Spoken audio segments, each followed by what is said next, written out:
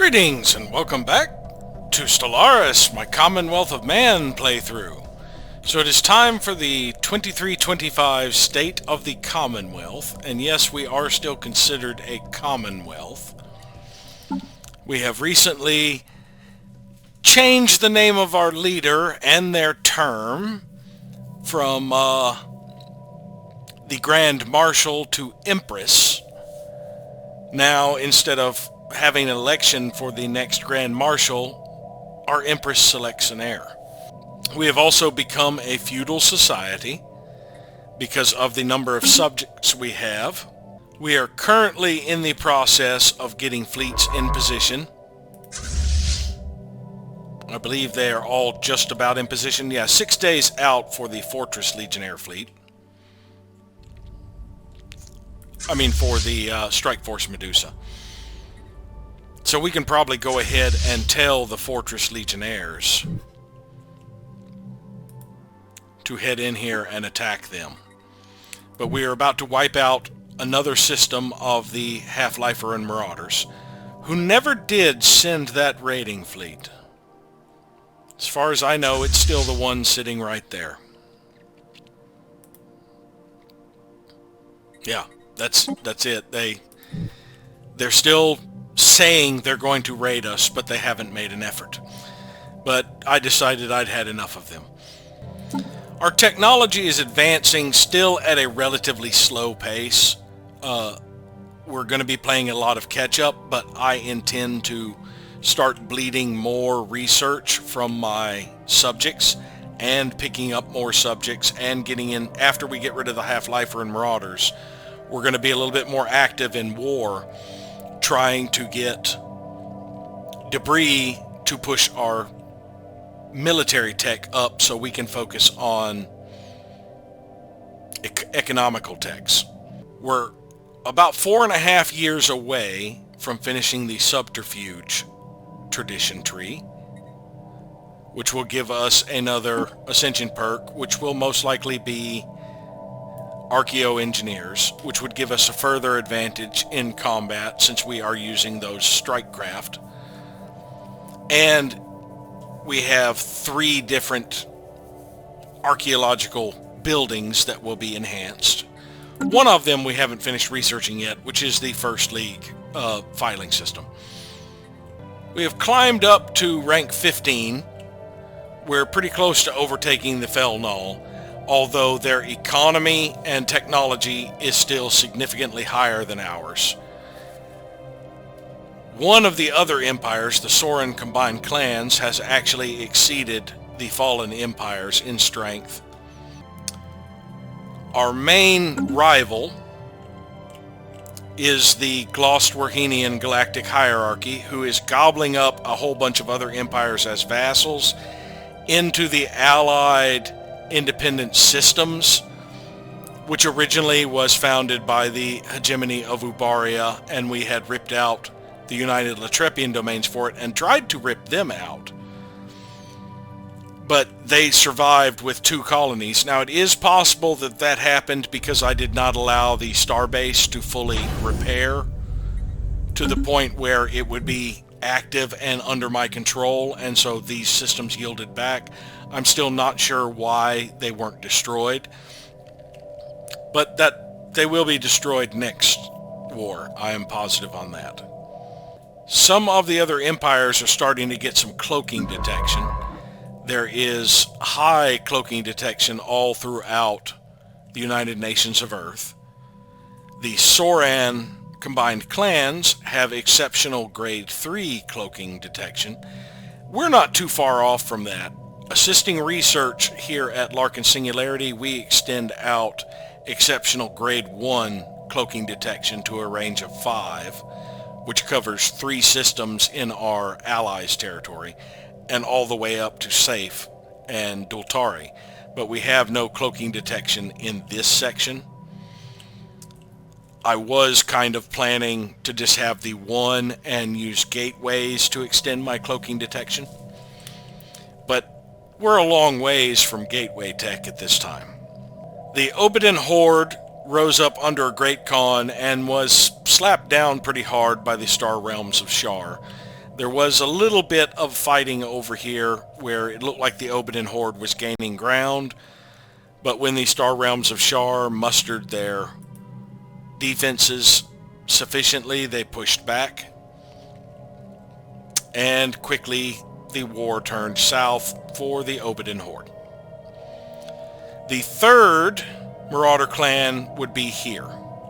I realize that now. So this area might possibly be a fallen empire, and there was another area that looked like it could hold a fallen empire. According to the situation log, there are at least 2 fallen empires we have not met. The number 1 and the number 5. We are steadily gaining diplomatic power in the galactic community. I am now considered 3rd in the galactic community. Yeah, it's fleet power is where I get my primary source from. Technology, economy, and pops, I'm not getting any just for being an overlord. It's just reducing theirs because they are vassals. Yeah, subjects have lower weight. Currently on the Senate floor is collective waste management, which will actually hurt my empire more than anything else in the rankings of diplomatic weight because I have one of the weaker economies. But we will get benefits from both alloys and minerals bonuses. And we have pretty good habitability. But I have decided to support forming the Galactic Council after this session, since I will now be a part of it. And our next tradition tree will be the new politics tradition tree. Our 4 vassals, the United Latrepian domains, is our bulwark. It is about 5 years away from reaching the max level, at which time we will probably have to give them more basic resources. That will probably be increased. We still need an additional holding here. We have a Vigil Command holding, a Ministry of Truth, and 1 Overlord garrison on their capital. They actually are technologically advanced compared to us, if we go back to the situation log and look at the United Latrepian domains. But yeah, they are still just a little above us in tech. And their economy is actually dropped below us finally. Our second subject, which was actually our first, is our Tier 3 Prospectorium, the United Miravandium Imperium. And I currently have a negotiation out. I am going to add more research to them. They are way below us in tech. It's going to up to 75%. It'll add about 10 to every field. I can spare that because this building I am building is adding 10 to all of my research. But we are upping their contribution to the maximum of, I believe it is 75%. Yes. So they will be contributing a lot more, and I think we are also increasing their advanced of alloys and consumer goods by at least 1%. And I've dropped down to where they only need to join our defensive conflicts. The autocracy of Rakaran is our only actual vassal, not specialist empire. And they are contributing a decent amount. We are taxing them. We can actually extend the taxes more. But we will need quite a significant amount of influence to alter the deal. Same with the United Latrepian domains. It's going to take a significant amount of influence to alter their deal to where we start getting research and other things from them and a 4th holding. The Citadel Research Institute is our Stellarium. It is a vassal we spun off from one of our systems, and they provide a very slight amount of research. I actually would have gotten more research by keeping the planet itself, just because one research building would provide more than that. However, that is not the main reason for creating them as a vassal. As a vassal, We can have a Ministry of Truth, which gives us more influence, and a boost to our overall research speed. A 3% boost to research speed is far better than just one more building. Not to mention we can make up for that with the satellite campus. And with the agreements we get, like a boost to our researcher output and the little bit of tech that they are giving us, all in all, it was worth giving up one system that only had one habitable world on it. But they are about 22 years away from finally hitting level 3, at which time that they will get more research, but they will have a very small naval capacity and very difficult for them to field more ships. But they will get random technologies and stuff, and any ship in their system can suffer penalties. However, it's a single system that is protected by us, so it's not really that useful, those bonuses, since they aren't on a border that is a threat unless a crisis appears. We are in the process of extending a hyperlane network. We are on our way to put our first one in Bithia so that we can connect with our Prospectorium. We have already connected with our Scalarium, and we are en route now to build one in Safe that will immediately connect with our Bulwark. Connecting with our Bulwark will give us a reduction in crime and a bonus to stability, and connecting with our Prospectorium gives us bonuses for improving our planets. Faster build speed, reduced cost. As for the planets we have, Unity is our capital. Now, we are planning on doing the Arcology project and increasing worlds to Ecumenopolis.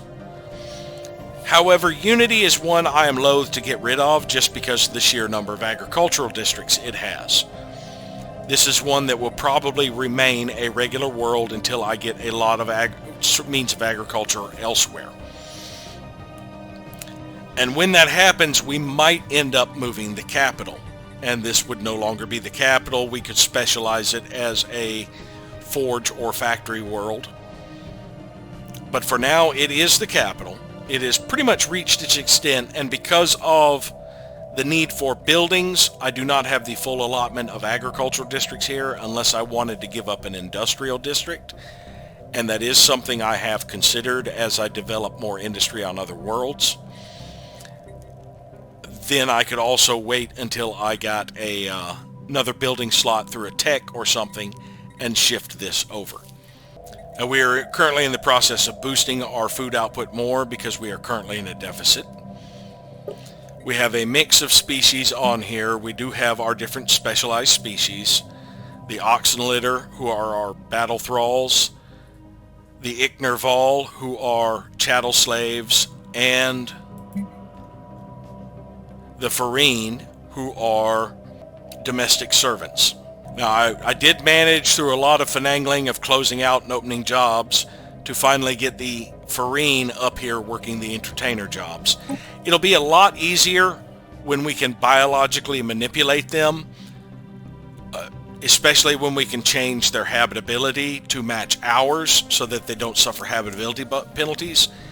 We could add in traits that make them encouraged to be entertainers, mainly bonus to amenities, bonus to trade would also make them good clerks, and bonus to Unity output would also help them prioritize for entertainer slots. But Unity is slowly growing. It is getting close to its cap, I believe. Planet capacity is 95, so we are over 2/3 of the way there. There's not much more development that can take place here, so as I get excess population, I will be shifting them to other worlds that need the population more. We are running an artifact exhibition an anti-crime campaign and assisting research here. This colonial spirit buff will never go away, so that is one thing about switching my capital. This one will still have the colonial spirit, I believe. And we have the Memorex here, which was an enhanced learning program we got from an archaeological dig that boosts resources from jobs and stability. If I could turn this into an ecumenopolis, it would end up getting a humongous bonus to all resources from jobs, but again, it will lose the agricultural districts, and I am in desperate need of agriculture right now. Flaxington is a mining world, and it is a full-on mining world with just city districts and mining districts. Other than that, its building slots are primarily being used for research. This planet generates about 200 points of research in every field, which is about a third of my research output, all from this one colony, Flaxington. This colony also produces only about 200 minerals with all of these mining districts, and they are all currently being worked by our chattel slaves with the mining bonuses. It has a little bit of room for expansion. I'm not doing anything with this building slot right now.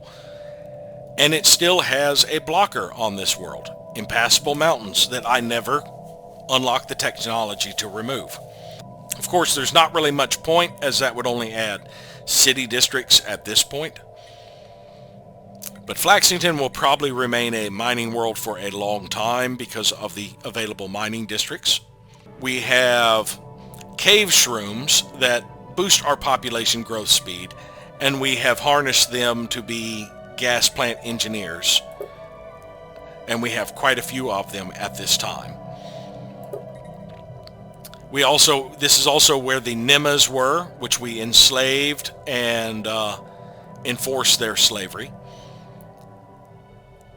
We have performed Mastery of Nature here, are running an anti-crime campaign, and have currently distributed luxuries.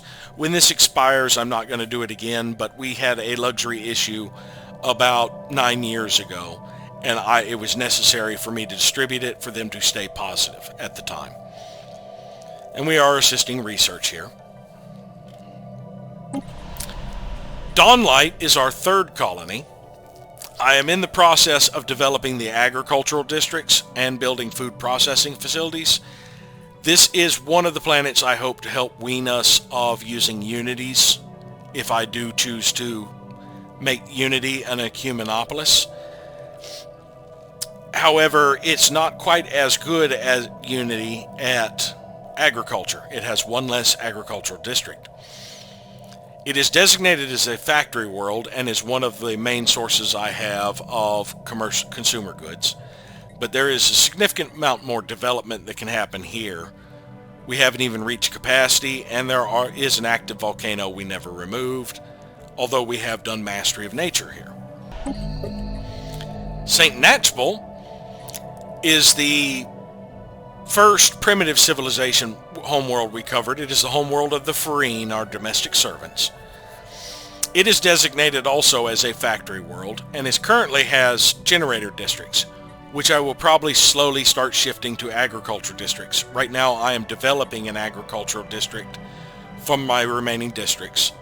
This planet also has an active volcano we have not removed. And I am about to build another city district for an additional building slot so I could build a food processing facility and make this another agricultural world. This planet has both dust deserts and crystalline caverns, so it is a large supply of moats and crystal mines, which are being improved by the ancient refinery. And this is another planet we have performed Mastery of Nature on. Leffingwell was the second primitive civilization we conquered. It is the home to our battle thralls, the oxen litters. It is primarily a military world with lots of fortresses to boost our naval capacity.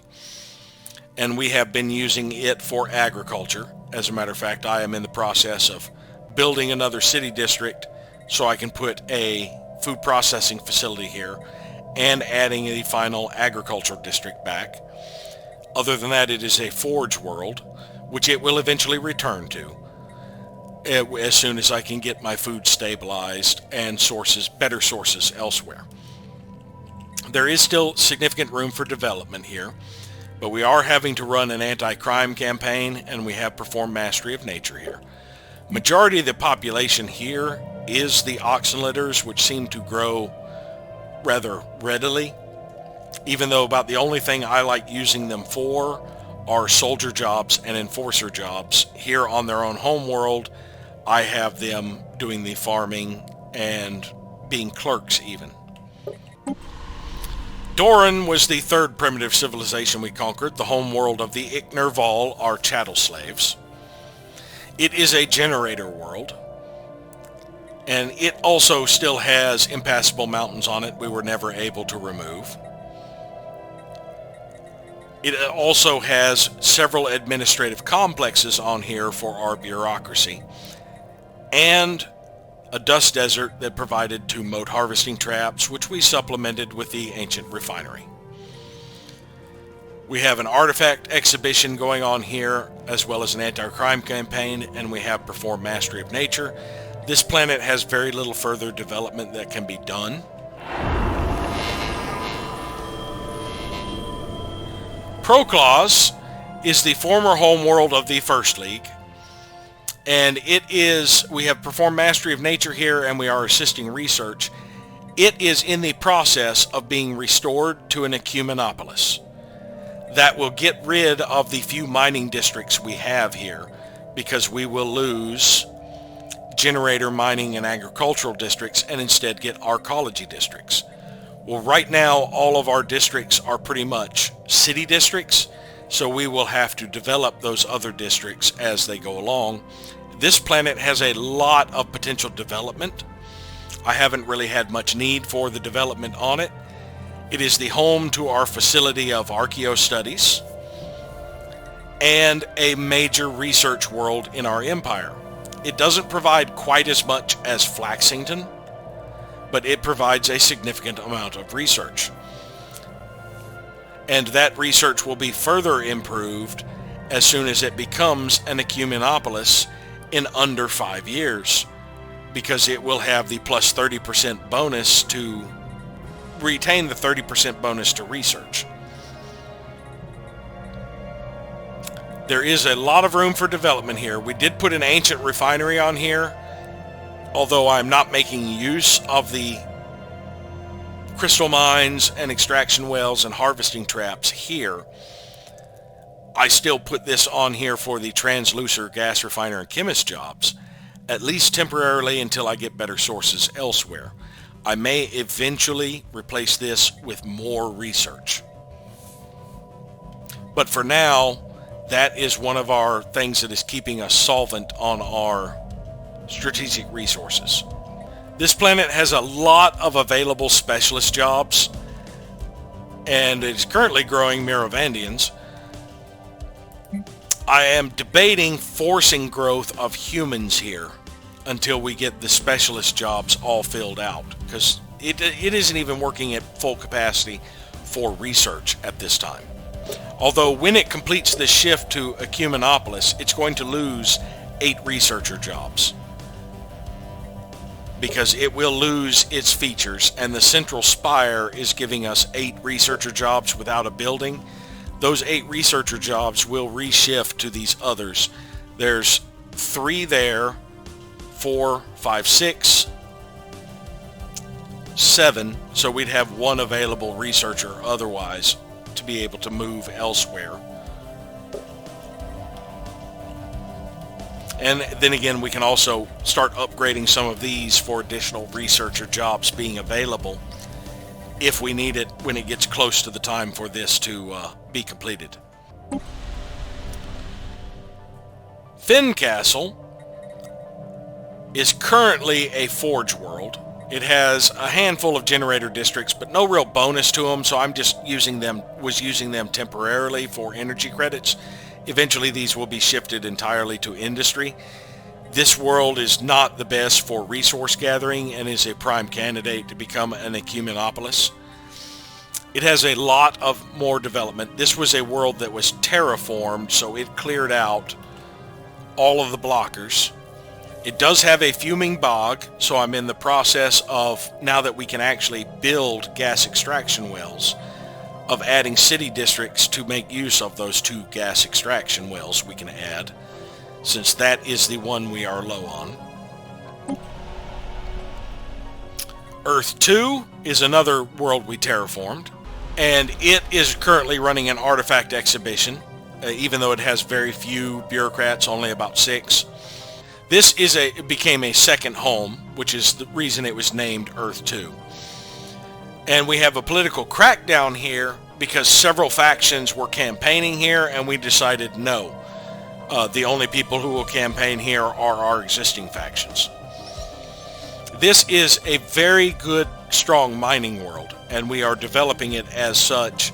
It also is a fairly good size for other things. And again, while it would suck to lose 9 decent mining districts, when we get habitats, we could get better mineral output from habitats. There's a lot more potential development to go on here. The plan here is to have this as another bureaucratic center, and it is a possible candidate for being a capital if we do decide to shift off of Unity. Of course, that would cost 250 influence to do that. Mendos is another terraformed world.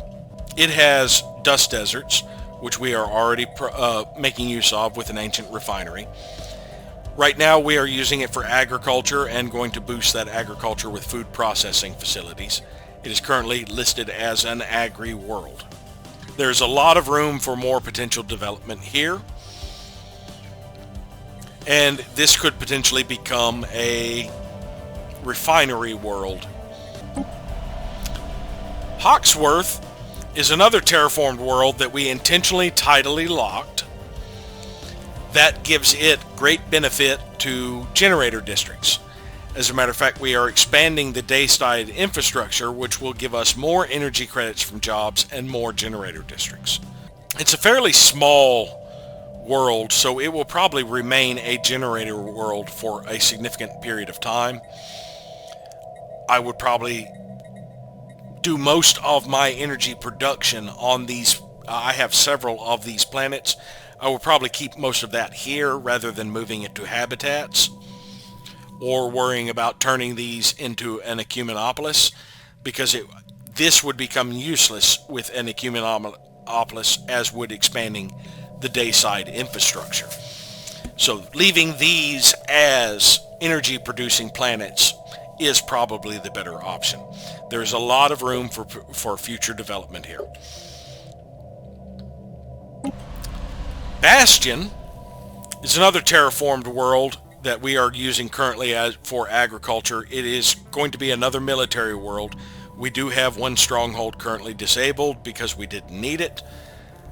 I believe I am about to start activating these and building yet more fleets to give me even more diplomatic power and able to sweep through my opponents. I need to really build up my fleets to take on most of the remaining opponents, because they either have numerous vassals or are in a federation.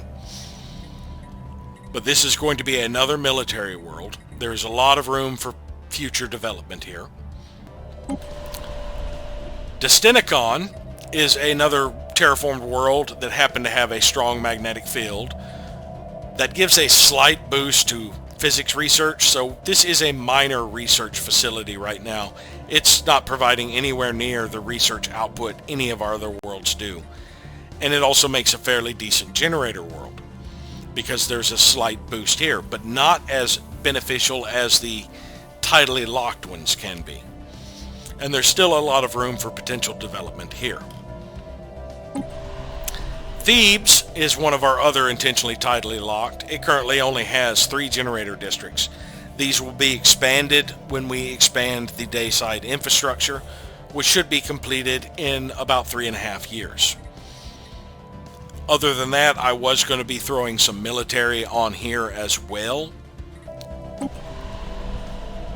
Destiny, another terraformed world we intentionally tidally locked, is also about 4.5 years away from completing its dayside infrastructure, which will give it a further boost to the generator output. It has a lot more room for potential development. I can get 6 more districts filled out here in the generators. That would be all 11 of the current generator districts. This is going to add 6 more that I really can't make use of. This world has high gravity though, which added a few extra districts, but reduced habitability and increased building cost and district cost. Camelot is our final terraformed world. This is a prime candidate for becoming an ecumenopolis because it is such poor at resource output. I was making it a unification center, and I have several administrative offices currently built. There really isn't a lot of work for slaves here. All of the jobs are specialist jobs, so this place is primarily breeding humans. And there is a lot of potential development to be done here. And that is the extent of our worlds at this time. There is one tomb world we have not colonized because of the poor habitability, and I do not have the means to terraform it yet. That requires climate restoration. As for the species in our empire, we have picked up the Miravandia as an additional species, which I also made chattel slaves and are planning to have them assist with our farming. Since we are in a deficit of farming, they will have a better output for farming than the Ichner Vol do. Although they are an ocean world preference, giving them only 60% habitability on our continental worlds. The Farine are also a tropical world preference with the same issues until we can shift their world preference. They are going to be actually less effective, or at least more intensive on resources than most of our other species. We are running a large amount of edicts right now. The capacity subsidies we can eventually drop. That will drop us quite a chunk that we are in excess, but even with that chunk in excess, we are still generating a decent amount of unity. But that is the current state of the Commonwealth. So thank you all for watching, and hopefully we'll see you next time.